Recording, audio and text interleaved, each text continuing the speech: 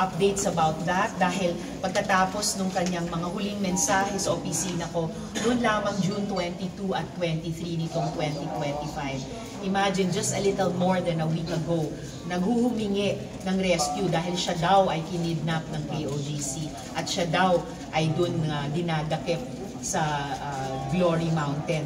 Hanggang ngayon, at nung pinoward namin agad sa PNP yung mga messages na iyon at agad din nilang kinikilusan, kaya lang habang kinikilusan na yung kanyang mga mensahe noon ay lumabas na itong video.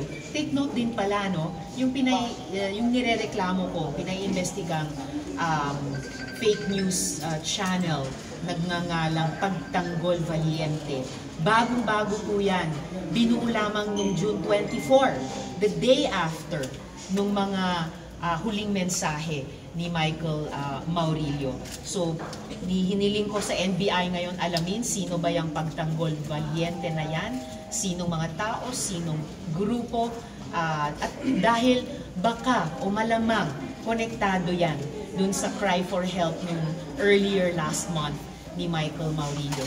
Nanalangin pa rin ako para sa kanyang kaligtasan. Sana matukoy kaagad ng PNP Davao kung nasan siya at mailigtas. Pero gayong paman, kailangan na niyang magpaliwanag at managot kung bakit siya nagsisinungaling sa mga video na ito.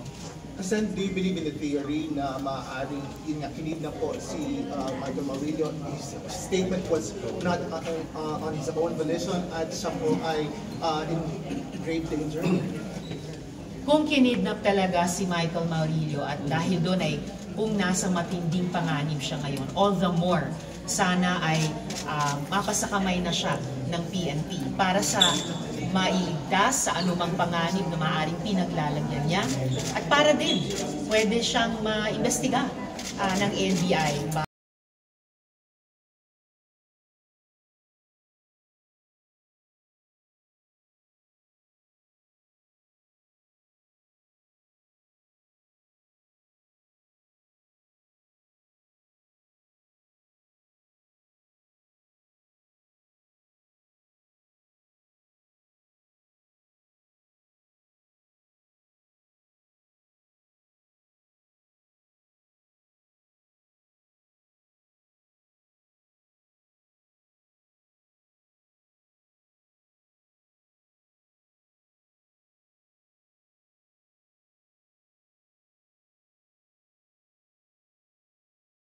Binigay para kanilang maaksyonan. At hanggang ngayon, inaasahan kong maaaksyonan nila ang sitwasyon, kung ano man yon, ni Michael Maurilio, at para mas mapalalim pa yung hiniling kong investigasyon ng NBI sa reklamo ito.